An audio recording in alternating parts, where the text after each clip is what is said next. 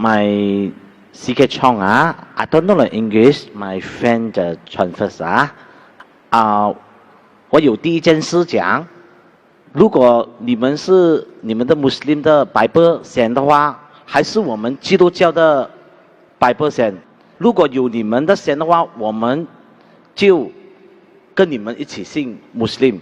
如果有我们的话，问题就在哪里？谁最久的是谁？还是你们 Muslim 还是我们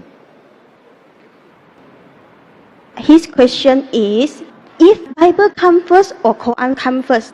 If Quran come first, then why there is a teaching of Christian? Why people don't follow Quran? If Quran come first, then why people don't follow the teaching of Quran? Brother asked a question that which came first, the Bible or the Quran? If Quran come first, then why aren't people following the teachings of Quran? Or if Bible come first, they should follow Bible. Brother, what comes first is not important. What is correct is important. For example, if there's a book written, there are many books which we learn in medical college, in commerce, in engineering, edition 1, edition 2, revised edition, 9th edition, 10th edition. Which will you follow, the first edition or the 10th edition? You will follow the latest. Anyway, latest is not always the correct. In Islam, I started my talk by quoting a verse of the Quran of Surah Isra chapter 17 verse number 81. وَقُلْ جَاءَ الْحَقُّ وَزَهَقَ الْبَاطِلُ إِنَّ الْبَاطِلَ كَانَ زَهُوقًا. Tell that truth has arrived and falsehood perish, for falsehood is by its nature bound to perish. So it is not what comes first should be followed, what is correct should be followed. Most of the time what comes latest is the best, but not always correct. There may be certain things which are previous, which came earlier, which may be correct. If you realize Allah subhanahu wa ta'ala has sent several messengers on the face of the earth. By name 25 are mentioned. Adam, Noah, Abraham, Moses, Jesus, Muhammad, peace be upon them all. But all the messengers that came before were meant for a particular group of people, and their message was supposed to be followed for a particular time period. Since Prophet Muhammad is the last and final messenger, he was not sent only for the Muslims or the Arabs, he was sent for the whole of humanity. Allah also says in the Quran in Surah Ra'd chapter 13 verse 38 that we have sent a revelation in every age. In every age have we sent a revelation. But by name only 4 are mentioned in the Quran: Torah, Zabur, Injil and the Quran. Torah is the Wahi, the revelation which was given to Moses, peace be upon him. Zabur is the Wahi, the revelation which was given to David, peace be upon him. Injil is the Wahi, the revelation given to Jesus Christ, peace be upon him.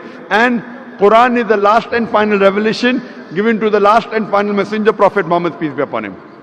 Now all the revelation that came before the Quran were meant to be followed by a particular group of people and for a particular time period. Injil was revealed only for the Bani Israel and was meant to be followed until the last revelation came, the Quran. But what the Bible you have today is not completely the word of God. All the revelation that came before the Quran, because they were time bound, Almighty God did not think it fit to preserve it. Today the Bible that we have, according to the scholars of the Bible, they say that this is a mixture. It contains the word of God, it contains the word of prophets, it even contains history. I'm sorry to say it even contains pornography. It's a mixture. The complete Bible, it contains contradiction. There are many scientific errors in the Bible. So you can't attribute all this to God. But whatever matches with the Quran, we Muslims have got no objection in accepting that portion of the Bible to be the word of God. Today if we analyze, that's the reason Allah says in the Quran, since Quran was the last and final revelation, all the previous revelation were only sent for those people. Like Jesus Christ, peace be upon him, the Quran says in Surah Al-Imran chapter 3 verse 49, he was sent only for Bani Israel. If you read the Bible says in the Gospel of Matthew chapter number 10 verse number 5 and 6, he tells the apostles, go ye not into the way of the Gentiles. Who are the Gentiles? The non-Jews. Enter ye not into the city of the Samaritans, but rather go to the house of the lost sheep of Israel. So Jesus Christ tells his apostles, only go to the Jews, don't go to non-Jews, don't go to Hindus, don't go to Muslims. Jesus Christ himself says in the Gospel of Matthew chapter number 15 verse number 24, I have not been sent but to the house of the lost sheep of Israel. So Jesus Christ was only sent for the Jews. Musa alayhi salam, Moses, peace be upon, only sent for the Jews. But since Prophet Muhammad was the last and final messenger, he was not sent only for the Muslims or the Arabs. Allah says in Surah Anbiya, chapter number 21, verse number 107, وَمَا أَرْسَلْنَاكَ إِلَّا رَحْمَةً لِلْعَالَمِينَ, that we have sent thee not but as a mercy to all the worlds, to all the creatures, to all the human beings. And the Quran, because it was the last and final revelation, all the other previous revelation was sent only for a particular group of people and for a particular time period. Quran, because it was the last and final revelation, it was not sent only for the Muslims or only for the Malay or only for the Arabs. It was sent for the whole humanity. Quran says in Surah Ibrahim chapter 14 verse number 1, Surah Ibrahim chapter 14 verse number 52, in Surah Baqarah chapter 2 verse number 185, and Surah Az-Zumur chapter 39 verse 41, that the Quran was sent for the whole of humankind. And because it was the last and final revelation, Allah says in Surah Hijr, chapter number 15, verse number 9, that we have revealed the Quran and we shall guard it from corruption. So Quran is the only religious scripture on the face of the earth which is pure. All the other scriptures, by the passage of time, they have got corrupted.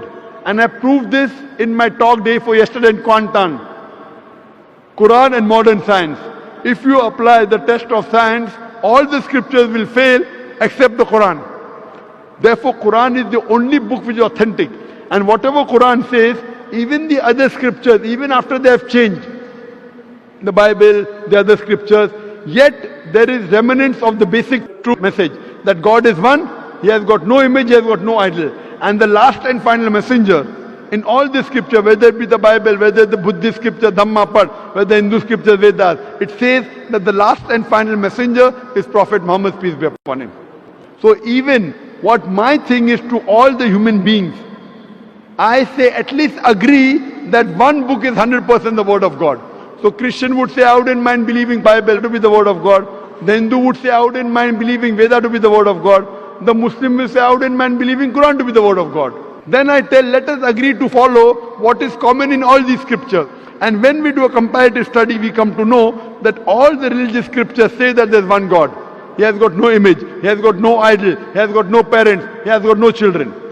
All the scriptures say, the Bible, the Vedas, the Dhammapad, the Parsi scriptures, that the last and final messenger is Prophet Muhammad, peace be upon him.